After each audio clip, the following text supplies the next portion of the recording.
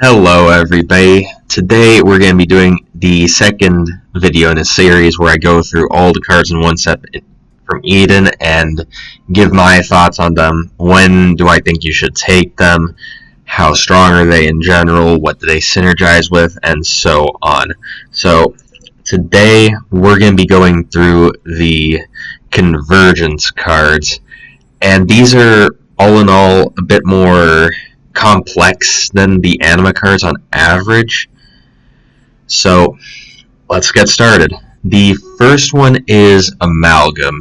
Now, at first glance, this may seem like it just kind of sucks at everything, but the combined total of everything it's doing ends up being pretty strong. Because if we just look at the card by itself without any synergies going on with it, it's going to do 10 damage plus 70 from the poison if it takes all the way down, and probably you're going to get at least 2 flame ticks off because this roots. So that's 100 damage total just from the Amalgam, and it roots for 1 second. Now, if we do get synergies going on with this, like frost synergies are pretty common, poison synergies are not as common, but they're there. Flame synergies are pretty common as well. It starts to get pretty strong, and it works with any of these synergies, and it applies Fragile on top of this. Now, since it roots as well and it applies Fragile, the root plus Fragile can set you up for some pretty disgusting spells that come right after this. Like, you can root them with Amalgam, then land a really good Cold Stone or something on them, or whatever spell you're trying to hit. Bow, Snipe, Ragnarok, whatever. Since they're root, it's going to hit, and they have Fragile as well, so it's going to do quite a bit of damage. So definitely pick this one up. I tend to prioritize it quite highly, especially when I already have cards that synergize well with it. Of course, there are some cards I'll take over this, but in general, if I see this, odds are I'm taking it. Boomerang. This one is pretty strong. You're gonna throw this, and it's gonna root the dude, then it's come back again, come back, and root them again. And each time it's hitting them, you're restoring 2 mana. So if this hits the first time, it's pretty much guaranteed to hit the second time because they're rooted, so you're going to restore 4 mana, and even more if you can manage to get this to hit multiple targets because it pierces. So if you hit a dude with this, it's going to do 100 damage total, restore 4 mana, and root for a little over 2 seconds most of the time. The 4 mana, it's kind of like Amalgam, except instead of all this extra stuff going on, it's better at setting up a big spell for you because it's actually going to give you the mana you need to cast that spell. So say you have 3 mana, you can throw out the Boomerang, and then it's going to hit and root them and restore all that mana, then you can Ragnarok or something. So definitely pick this one up. I like to pick up quite regularly. It doesn't really synergize with anything, which is kind of sad, but it's just a really good standalone card. It's kind of deck agnostic, if you will. You can fit it in anywhere, and it's going to pull its weight. This is a pretty decent card, especially at common rarity. And now we have the Charge Ring. This one is one of several cards in the Convergence focus that are more of just a band-aid fix for a problem that you slot into the deck while you're looking for something more permanent to deal with said problem. This one, it's giving you 0.6 mana regen about half the time, so that's about 0.3 mana regen on average, and in exchange we're losing a cast slot half the time. That's okay. Later on in the game, when you manage to get more mana regen from stuff that's not Charge Ring, i.e. artifacts, or some better cards that we'll look at a little bit later here, you're probably going to want to get rid of Charge Ring because the extra cast slot just becomes a bit too valuable at that point, and that's the problem with a lot of these rings, except for one or maybe two of them that we'll look at later on. So, if it's early game, you have bad mana problems, you can take this, it'll help you in that department, but don't count on it for the long haul, because it's gonna cost it's just gonna be a nuisance in the late game, especially once you no longer need the mana regen. Empower Ring suffers from the same problem as Charge Ring. If you're sorely lacking damage, you got a lot of multi-hit stuff going on, Spell Power will be really good for you. You can consider taking Empower Ring, but again, it's the kind of thing where it just gets completely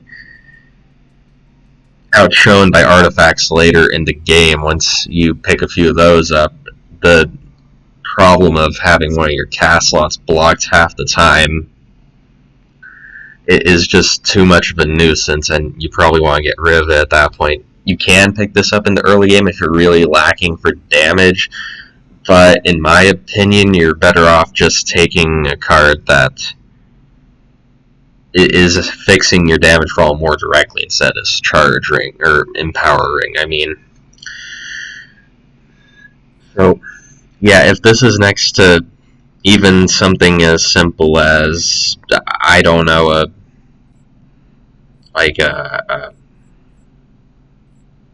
what's a good example? If this is next to something as simple as even an Ice Barrage in the early game, that's probably going to be the Ice Barrage is probably going to be the better pickup to fix your damage problems. And there are a ton of cards that are much better for putting out damage than this that don't clog your cast slots. Overall, I don't like this card much. It just gets in the way. It's a nuisance late game. It doesn't do enough. Personally, I would stay away from it, but you can pick it. It's not completely useless. You can get some good use out of it if you have a lot of multi-hitting stuff like miniguns, but overall I'd stay away from it. Focus kinda suffers from the same problem as the Empower and Charge Ring, specifically the Empower Ring. The issue is you're spending mana to cast this thing, but it's just doing so little for you. It's supposed to be a form of scaling that you can pick up, but the scaling you're getting from it is so slow. You have to cast this so many times for it to make a huge difference, or you have to have spells that hit so many times for this to make a huge difference that it's really not that desirable. Like, if you're running a lot of multi-hit stuff, sure, you can pick it up, but it's not the best thing ever. This isn't going to break any runs or anything. Ultimately, this is the kind of card that I wish would cost more mana, but give more spell power, because the way it is right now is just super unimpactful and unexciting. You can pick it up in the early game when this is going to be relevant, maybe, but unless you have a build that really, really wants spell power, because you're running stuff like Power Saws and maybe Limit Break, or you picked up a Sunshine or something, then maybe this is worth it, but overall, usually this is the kind of card I don't bother with, and whenever I see it, there's like a very good chance there's a card I'd rather have right next to it, so I rarely pick this up. Hired Gun. This one starts in the Shopkeeper's loadout, and 1 mana for hurt damage is a pretty alright rate. That's actually pretty premium for 1 mana if we're not having any major stipulations. Of course, the major stipulation here is it costs money to use. But if it kills something, it's giving it's the kind of card that I tend to take if I see it really, really early on, and then get rid of it when it becomes too much of a nuisance. Usually that'll be like right before the second boss. I'll get rid of Hired Gun. Also in the Shopkeeper's loadout, that's the way I tend to use this. I'll hold on to it until I get to the Stage 2 boss, and then I'll get rid of it before fighting them. Before then, if you can manage to set this up right, you can eke a bit of money out of it, but the money you're getting isn't that great. It's 2 per, well, I'd say it's about, on average, 4 money per room if you're really milking this thing, which is okay, but by the time you get to Stage 3, it's gonna be significantly harder to get this to work, because you're gonna have to sit there trying to set up the enemy HP just right, and then you're trying to find your Hired Gun, and it's just, but you can't cast AoE spells anymore because they might kill the thing you're trying to use it on, and it just becomes a nuisance. At that point, the 2 money isn't really worth it anymore, but early on, Stage 1 and Stage 2, the 100 damage is very significant, so you can get this to work without it being too much of a pain. So take this really early on, but avoid it later, and consider getting it out of the deck at a certain point. Incline. This one is, it's okay. It's the kind of card that you want to try to use against rooted targets, because if the target moves while you're doing this, it's just gonna really suck. So generally, you always want to be casting this from the back row. Best case scenario you can get from this is the enemy is also staying in their back row. You cast it on them and they eat all the shots, in which case it's going to hit them 7 times. That's going to do 210 damage total, plus 7 times your spell power, which is a pretty good rate for 3 mana, but it's not a spectacular rate. Ultimately, if you don't have good ways to set this up, like some solid roots, i.e. Boomerang or Amalgam, or some other stuff we'll get into in the other focuses later, you might want to stay away from this one, because it's going to be too hard to hit. And even then, if you don't have good ways to take advantage of the multi-hit, you might still want to stay away from it, because the damage you're getting out of this for 3 mana isn't the best you're gonna get. There are other cards at 3 mana that can do much more, but if you do have enough on-hit synergies and spell power and that kind of stuff, like maybe you have a Miracle and a Hit Seeker, then this card suddenly becomes pretty solid. So take it if you have synergies and ways to get it to work, otherwise stay away from it. Innervates. This is one of those cards I just don't understand why it exists in the state it does. So the idea here is that well, let me restate that. There's 2 ways you might want to use Innervate, and those are A, you're comboing it with stuff that cares about your max mana, like blue bullets, or what's it called? There's one, I believe, that's a... Is it a double lift card, or... I think it's a double lift card. Hold on. One moment. Unless it's a glimmer card. I know which one... Yeah. Unless you're comboing this with, like, Unleash or blue bullets, I don't know why you'd want to do this, and even then it's not that great. The jam synergy doesn't make a whole lot of sense. Like, this just adds jams, but even in a jam deck, I want my cards that are adding jams to my deck to actually do something other than just adding jams. The other use case is you picked up a really expensive spell that you didn't have enough mana to cast at the moment, and then on like the next pick or the pick after that, you see an Innervate, and you think to yourself, oh yeah, I'll just pick this Innervate up and use that to cast my big spell until I can get enough max mana from artifacts to cast it that way, and then I can remove Innervate from the deck. But that's just such a complicated way to do things, because then not only do you have to cast the Innervate at least once before you can cast your big spell, so then you have to cast the Innervate, you spend mana on the Innervate to do that, and you're adding a jam to your deck, so you're probably going to spend mana to get rid of the jam.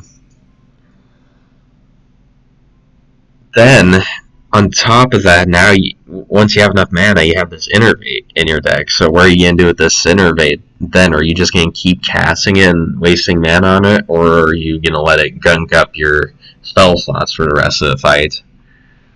Overall, this is one I would stay away from. It's another one that Band-Aid fixes stuff like Charge Ring and Power Ring, Focus, those kinds of cards, but this one's worse than those, I think, by a pretty significant margin, because it's like a form of scaling that doesn't actually do anything. It's adding to a stat that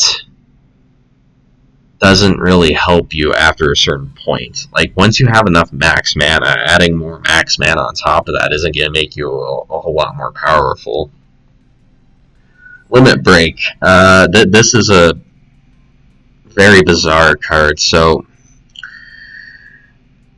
it hits 10 or 40 times for 10 damage, so 400 damage total if you can manage to land the whole thing. But spoilers, you're not going to be able to land the whole Limit Break. It's just not going to happen. It casts over the course of like 8 seconds, and the idea of you landing the whole thing is absurd. So anyway, it's going to hit 4 tiles away. If you have Fragile, it hits in a cross. I don't know why. It's a very bizarre synergy, and I don't really know why you'd want to do this. Like, I don't even think it makes the spell any better. In fact, I think it makes it worse. So that's strange. And then you lose 1 max mana when you cast this for 20 seconds, and it costs your max mana. So I think the idea behind this is that you want to be casting this in a situation where you're running a bunch of really cheap spells and your max mana is really low. Like, you picked up a blue flame, so now you have 2 max mana, and most of your spells are 0 cost. And now you can just cast the Limit Break for next to no mana, or no mana sometimes if you can manage that. And you can do that as a strategy, but the effect of Limit Break is not the best. There are much stronger things you can do as a late game kind of build that are going to be much more powerful and much less finicky than Limit Break. It's more of a... It falls into the category of cute cards. Like, this card's cute, it's memey, you can make it work, but if you're really just trying to win, I don't know if I would bother with this. There's just too many hoops here, too much weird stuff going on. Take it if you want to experiment with it, go for it.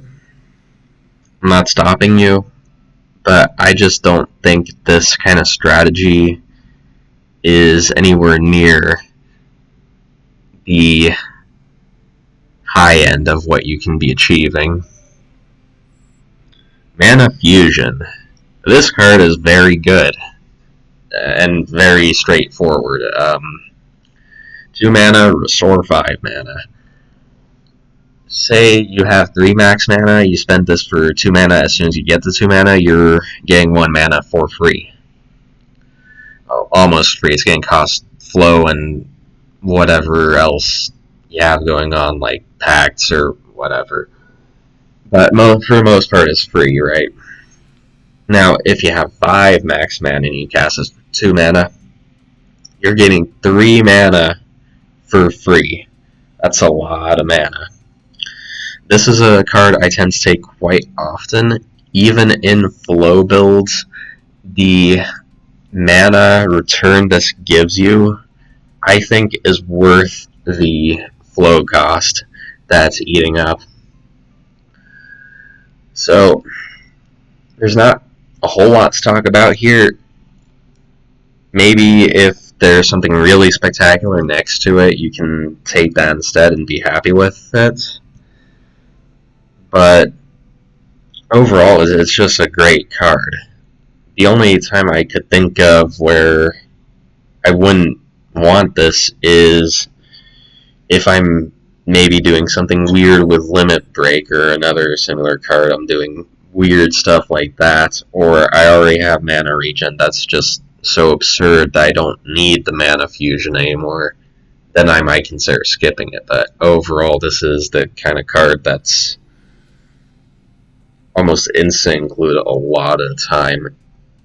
Generally, the only times when I don't take mana fusion is if there's something really crazy in the same card selection that I pretty much have to take instead. Like, I'll see mana fusion, but there's going to be something insane like a Vimvolder next to it.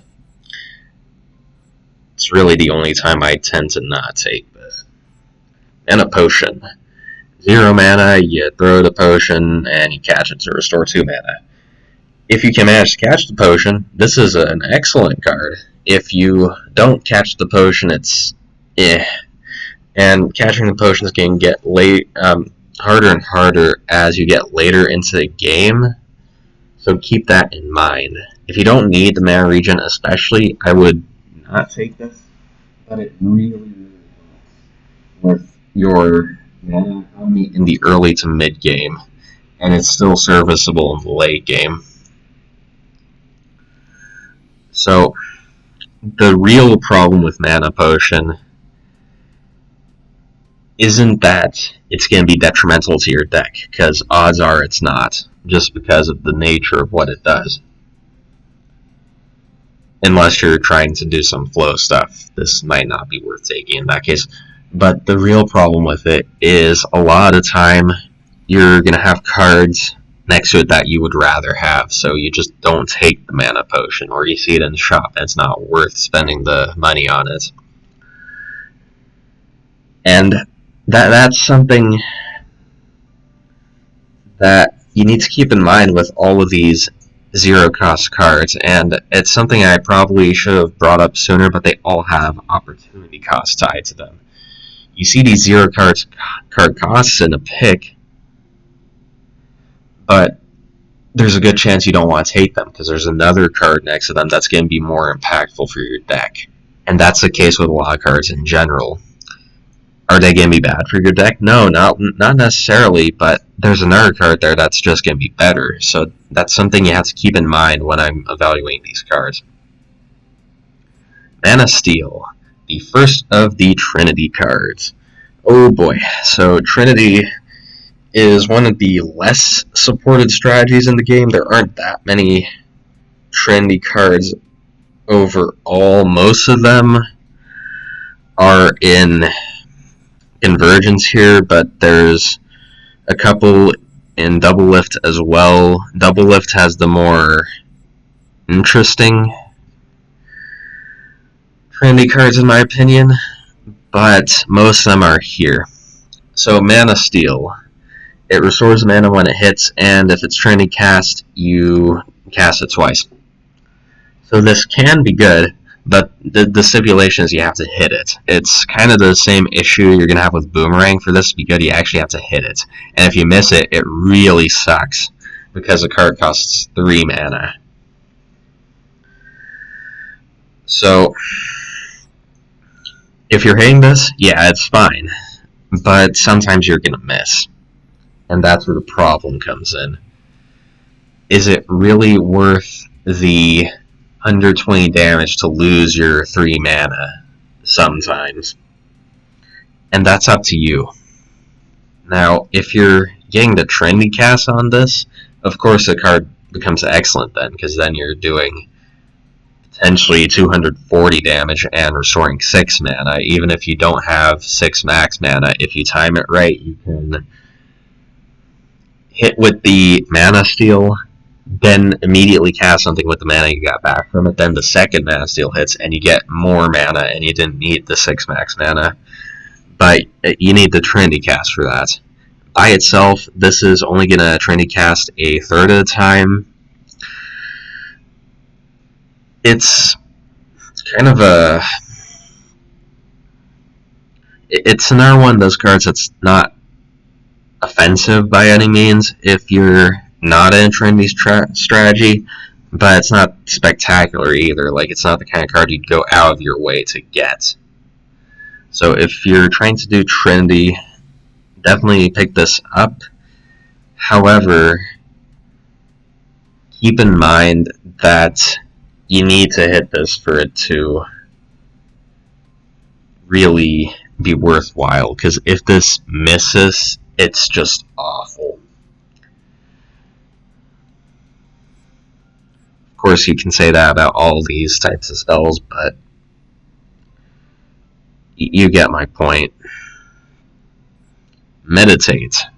Freeze for 0.5 seconds, then you get 2 mana and 1 Trinity.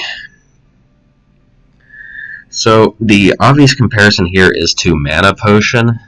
Mana Fusion is just kind of in a league of its own, so there's no real point in comparing it to this, but I think this is better than Mana Potion, even disregarding the Trinity, because both cards are restricting your movement to restore 2 mana for 0 cost, but Meditate's going to work 100% of the time.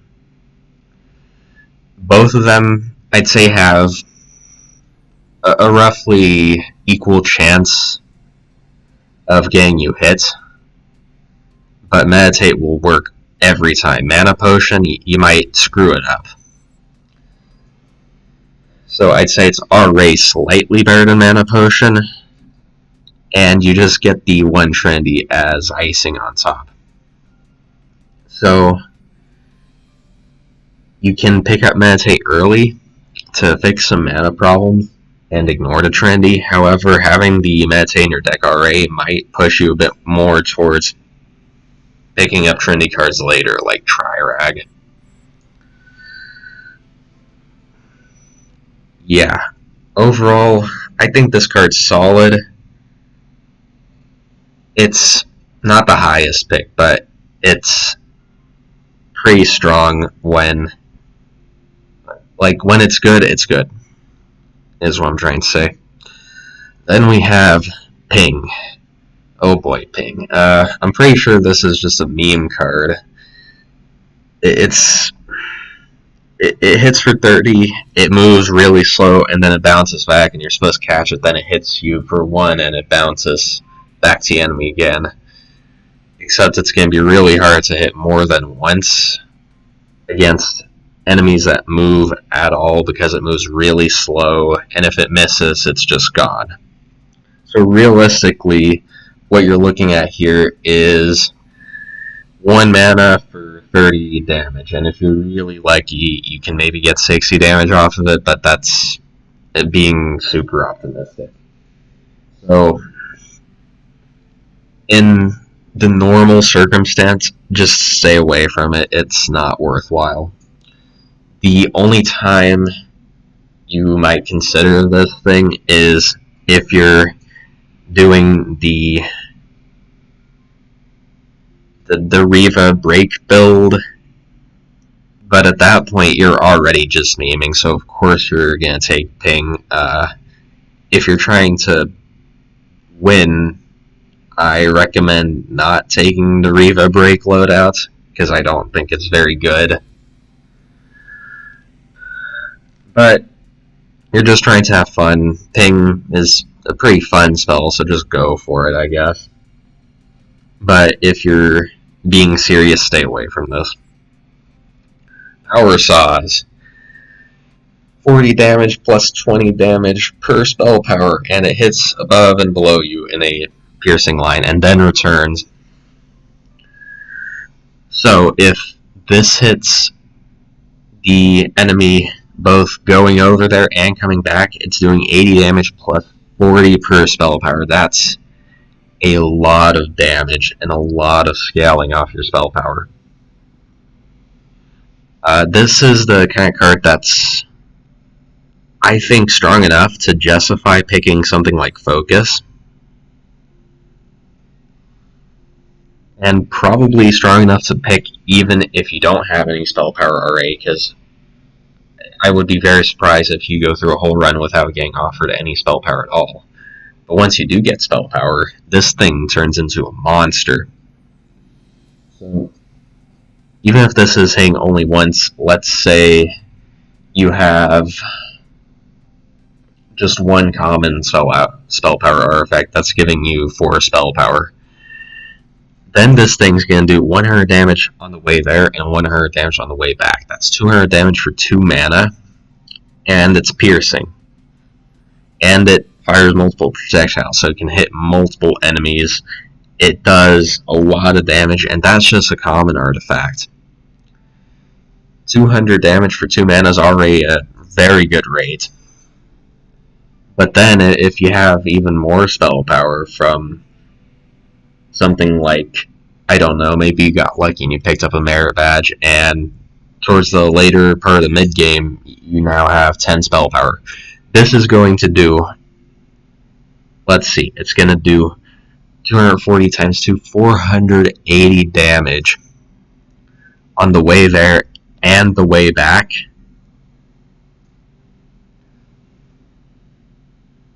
Just for 2 mana. Now, something interesting is that this does actually work with switch bait.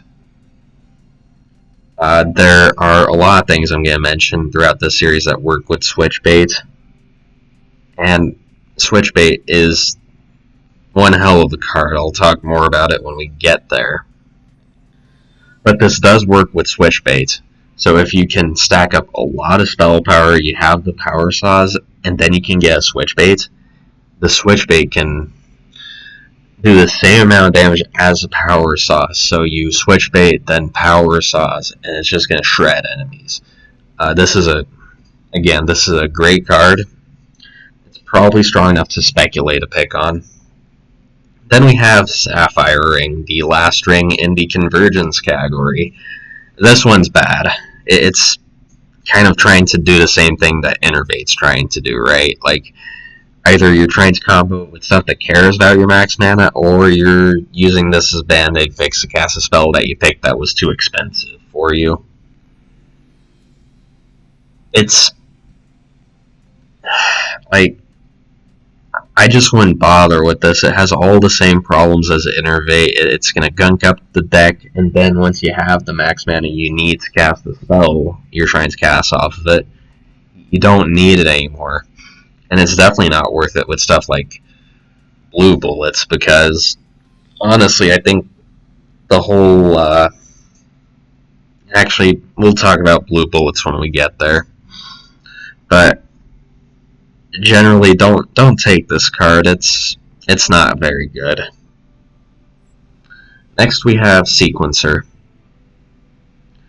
For 2 mana, we're throwing out 3 things in a line on the row we're standing on that we're supposed to catch, and when we catch them, they do 80. They fire a shot for 80 damage, and you gain Trinity. So let's think about what this does. If you manage to hit all the shots, which, as spoilers, isn't going to happen most of the time, it's going to do 240 damage for 2 mana, which is a ton of damage. But on average, you're going to hit either 1 or 2 of the shots with this thing. let's be generous and say you're hitting 2 the shots with this thing. That's still 160 damage for 2 mana. In the early to mid game, that's a really strong rate. Now, the Trinity, something important to note here is that you don't have to catch all 3 to set up a Trinity cast with this. You only have to catch 2, and then you can cast your Trinity spell for its Trinity effect. This is the kind of card that, if I see it early on, I'll take it for the damage, and then if I can pick up some powerful Trinity stuff later, like Trirag or Trisect, great, because I already have the sequencer ready to go, and I can combo that with it. But if I'm not getting the Trinity to go off, this is still a fine card, because the damage is just good enough. Then, actually, let me talk a bit more about this. It's kind of a gateway card for Trinity. You pick it because it's good on its own, but it pushes you towards Trinity, is what I'm trying to get at. Okay, let's move on. Sarah Cannon. This card's nuts if you're playing Shopkeeper or Execute Shiso. On other characters, it's just okay. Well, actually, on other characters, if you can get early enough in the run, it kind of locks you out of the shop, but then you have the Sarah Cannon. There's some pretty crazy stuff you can do with the Sarah Cannon. So on Shopkeeper and Shiso, or anyone you've managed to stack enough money on, this is just doing crazy damage. And it's another one of the cards in the category of combos with Switchbait, which is an R+ for us. So it can do crazy damage on its own. It can do crazy damage with Switchbait.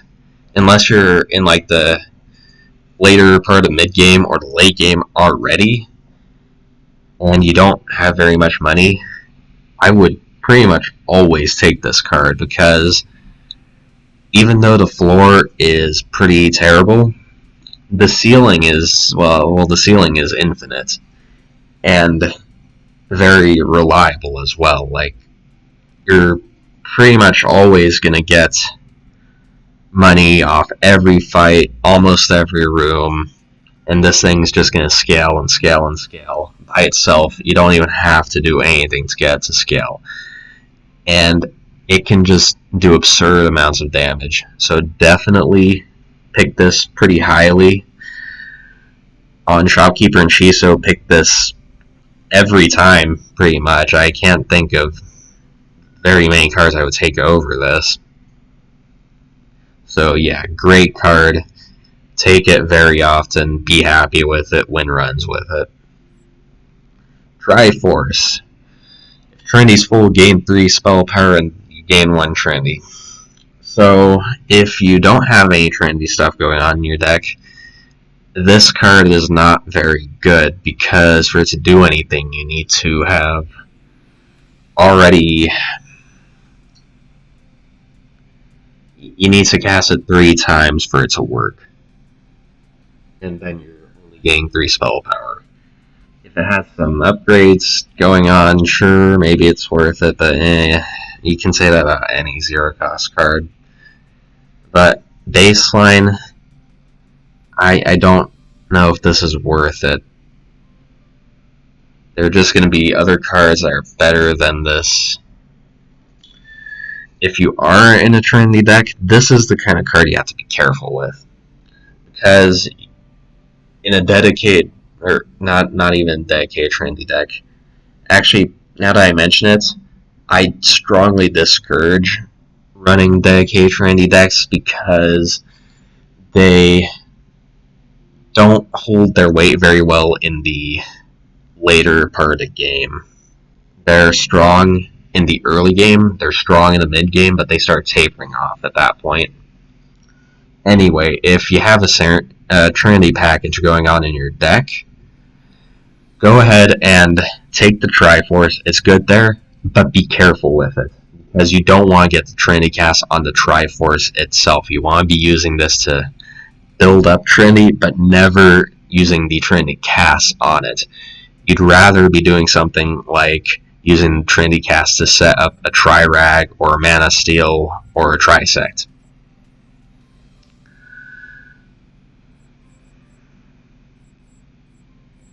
yeah, that pretty much covers my thoughts on it.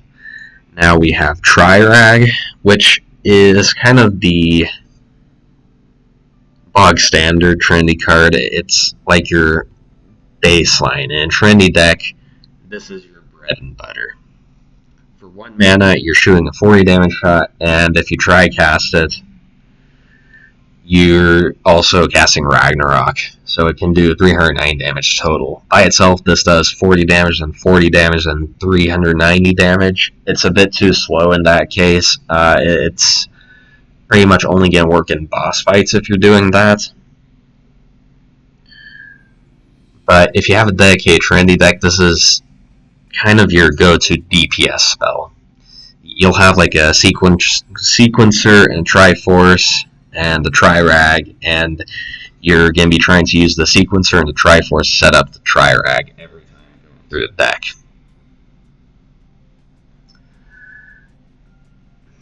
It's good in the early game, it's good in the mid game. The flat damage starts getting a bit less powerful in the late game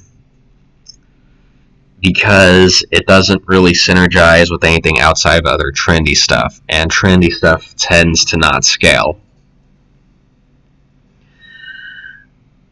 As for taking this speculatively,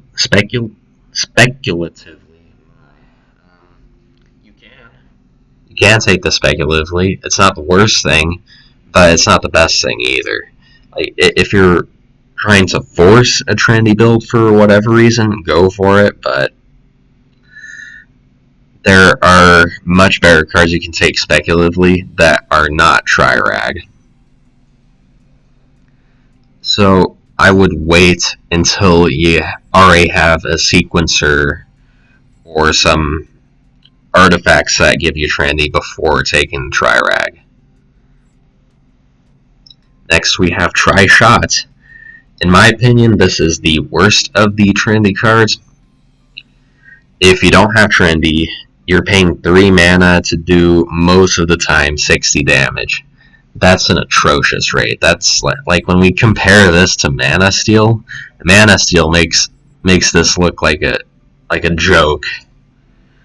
Now, when you do try cast it, most of the time it's going to be doing 180 damage if you can land all the shots going one way. Landing the diagonal shots is going to be very difficult and unreliable, so I wouldn't count on it. So 3 mana for 180 damage, but it requires trendy to actually do that, is just...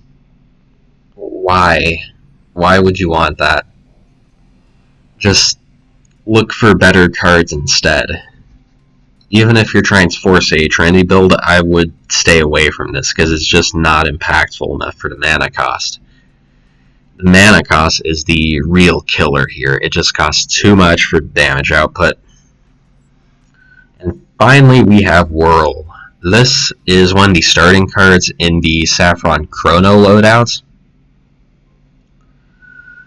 And it's another one of those cards that I think you just want to stay in the starting loadouts. I would never pick this during a run because it's hitting 3 tiles in front of you, so it can never hit the back row.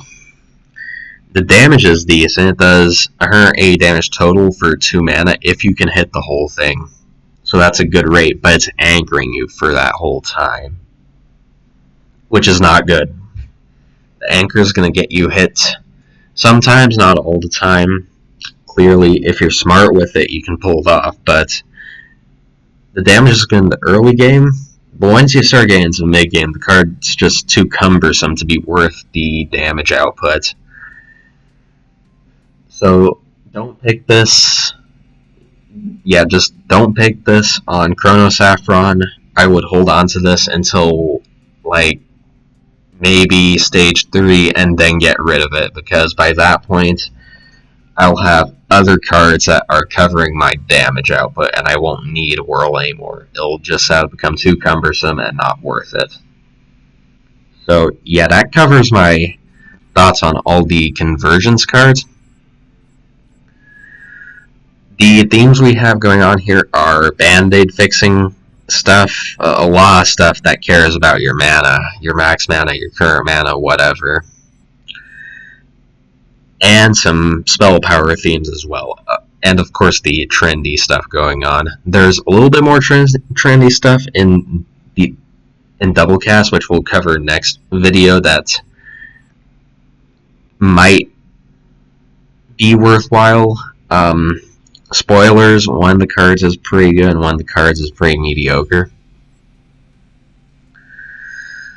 But yeah, that's going to conclude this video, and I'll see you guys next time when we talk about Double Lift.